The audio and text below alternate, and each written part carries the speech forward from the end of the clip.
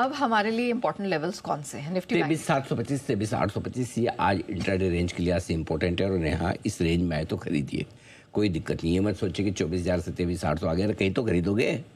अब 23,150 पे भी नहीं खरीदना, 24,000 पे भी नहीं खरीदना, तो कब खरीदना है या नहीं खरीदना? फिर वो सोच ही रखा नहीं खरीदना, तब तो खैर कोई बात ही नहीं। अच्छा, देन तो it is not your subject, ठीक है। लेकिन लेना है तो फिर आज दिन के लिए ये रेंज अच्छी, इस रेंज में आने पे खरीदारी कीजिए, नंबर 1। नंबर 2, 50 DA में इसका है 23,719 और 8 अप्रैल को सीज फायर के बाद जो गैप अप हुआ था 24,000 के आसपास, उस दिन का भी लो था 23,828। तो मैं तो 23,825 के आसपास ही खरीदने को तैयार हूँ। एनी प्राइस बिलो 23,850 पहला एंट्री पॉइंट हो जाना चाहिए। क्लियर है?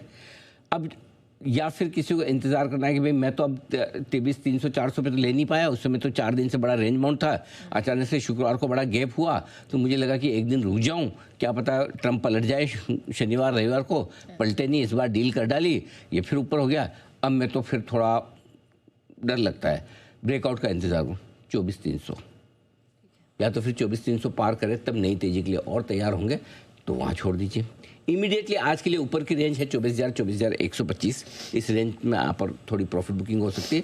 24,300 के ऊपर बंद होने पर और बड़ी तेजी बनेगी, जो आज हो, कल हो, इस हफ्ते में कभी भी हो। अब आइए बैंक निफ्टी 53,735 53,775 ऊपरी रेंज थी, इस रेंज को टेस्ट करके हम आगे, करेक्ट। नीचे में 56,800 57,100 सपोर्ट रेंज है, तो इस रेंज में जितना 56,800 के नज़दीक ले पाए बढ़िया। मैं 56,800 और 57,100 इस रेंज में 2 टुकड़ों में खरीदारी की राय दूंगा, ठीक है।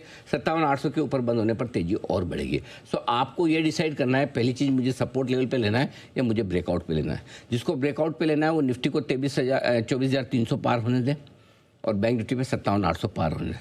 जिसको सपोर्ट लेवल पे लेना है वो निफ्टी में 23,725 825 रेंज में ले लें और बैंक निफ्टी को 56,800 57,100 रेंज में ले लें। बस सिंपल चीज़ें आपको डिसाइड करना है कि आपका कॉन्फिडेंस, कुछ लोगों का कॉन्फिडेंस होता है गिरते बाजार में लेने का, कुछ लोगों का कॉन्फिडेंस होता है कि जब सब ठीक हो जाएगा, लाइफ में सब कुछ ठीक होगा, भले ही मैं ऊपर में ले लूँगा लेकिन मैं तो बाद में लूँगा, विच इज़ फाइन। अपनी अपनी चॉइस है, अपना अपना तरीका है, आइदर वे इज़ फाइन। लेकिन आप क्या सजेस्ट करेंगे? मैं तो हमेशा से सपोर्ट ले 52,800 पे बोलता ठोक ठोक के लो, देख लो 5,000 पॉइंट है निफ्टी ऊपर, 23,150 पे ठोक ठोक के बोल रहे गैप पूरा हो गया, लो आप देख लीजिए 850 पॉइंट ऊपर है।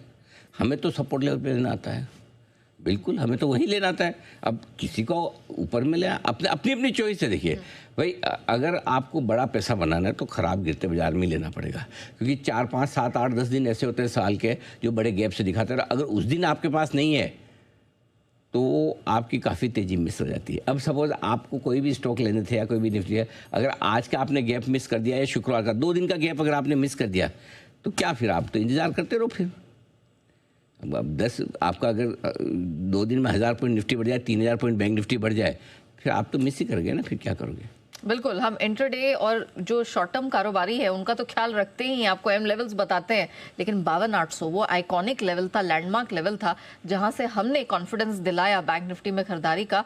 और जिन लोगों ने जी बिजनेस पर भरोसा किया, प्यार दिया और बात मानी है, वो जानते हैं कि वो वेल्थ क्रिएशन की राह पर पहले ही निकल चुके हैं।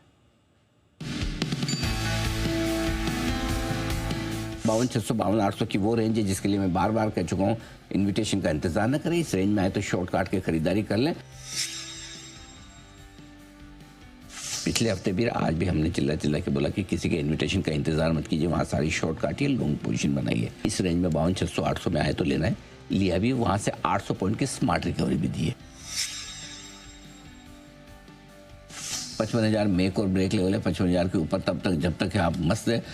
निफ्टी से भी ज़्यादा बैंक निफ्टी खरीदना है, 55,325 को पार कर ले तो फिर शॉर्ट मत रहिएगा, फिर वहाँ पे भी आप खरीद सकते हैं। टारगेट तब आपका 55,525 55,600 का होगा।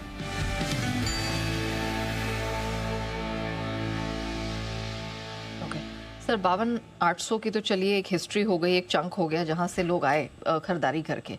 अब मुझे इस मार्केट में क्या करना चाहिए? तो अब आज के जहाँ तक सवाल है, पुट कॉल रेशियो कंफर्टेबल हो गया 1.06 पर, अब हम खरीदने के लिए कंफर्टेबल है, हमें कोई डर नहीं, ठीक है, कोई रिस्क नहीं है। धीमे धीमे आप टुकड़ों में खरीद सकते हैं, ठीक है।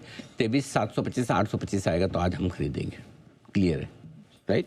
सपोर्ट लेवल पे बाय स्ट्रेटेजी रखें, 725 825 बचे चुका हूँ, या फिर ब्रेकआउट पे 24,025 के ऊपर खरीदें। बैंक निफ्टी पे 56,800 57,100 में खरीद सकते हैं या 57,800 के ब्रेकआउट पे खरीदें। ये आपके लिए खरीदारी की जो स्ट्रेटजी मैंने दोहरा दी वापस एक बार। ठीक है। अब आइए सेक्टर्स, सबसे बढ़िया और सबसे ज़्यादा तेजी होगी रेट सेंसिटिव सेक्टर्स पे। नेहा जी देखिए, आप तो जानती हैं अच्छे तरीके से, जब भी ये सब कच्चे तेल का मामला होता है सबको लगता है पेंट ऑयल कंपनियाँ ये सब इतना बढ़ेंगे, एविएशन वगैरह, लेकिन इससे ज़्यादा रेट सेंसिटिव बढ़े हैं। और ये कोरिलेशन भी हमने ही समझाया था। बिल्कुल, कोरिलेशन हमने एकदम सही टाइम पर रखा और हमें लग रहा है रेट सेंसिटिव तेजी को लीड करेंगे और उसको सबसे ज़्यादा लीड करेंगे ऑटो शेयर। और ऑटो शेयर में दो तरीके से, हमें कमर्शियल व्हीकल्स में अशोक लेलैंड बहुत पसंद है, और अगर पैसेंजर व्हीकल्स में देखें तो मारुति, टाटा मोटर्स, ये स्टॉक्स बहुत मजबूत नज़र आ रही है। महिंद्रा इसमें देखिए, मुझे लगा M&M भी बहुत कमाल करने को तैयार है। अब यहाँ पर भी फोकस कीजिए तो एक पोर्टफोलियो आपके पास 4 स्टॉक का होना चाहिए ऑटो में।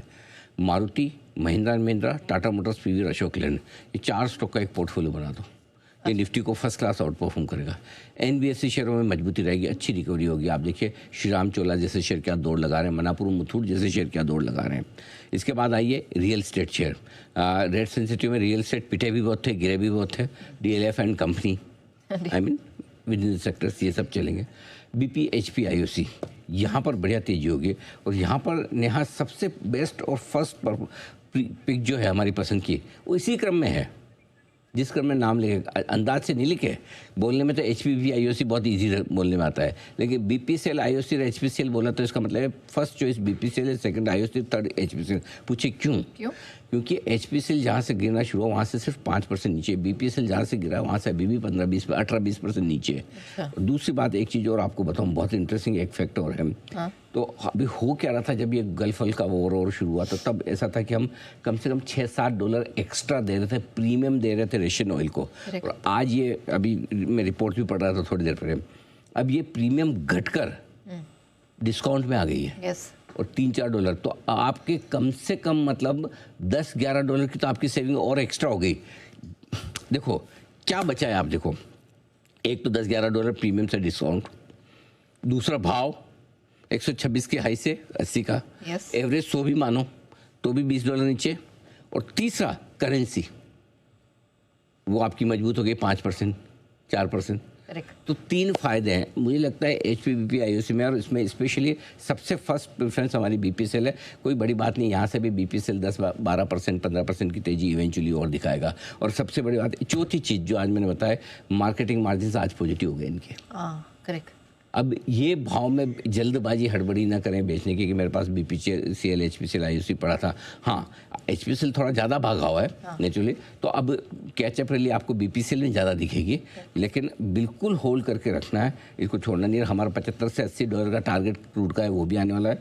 करेंसी और मजबूत हो रही है, आपकी जो प्रीमियम ज़्यादा महंगा लेना पड़ रहा था, वो क्रूड सस्ता लेना पड़ रहा है। करेक्ट। रुपया जो ज़्यादा कमज़ोर था बेहतर हो गया है, सब कुछ फेवरेबल है, तो ये जल्दी से मत बेचेगा। इसके अलावा मिडिल ईस्ट में जो इनका कारोबार है, वो जुड़ी जो कंपनियां हैं जैसे कि L&T, वोल्टास वगैरह, इनको भी बड़ा फ़ायदा है, यहाँ पर भी तेजी बनेगी। डन।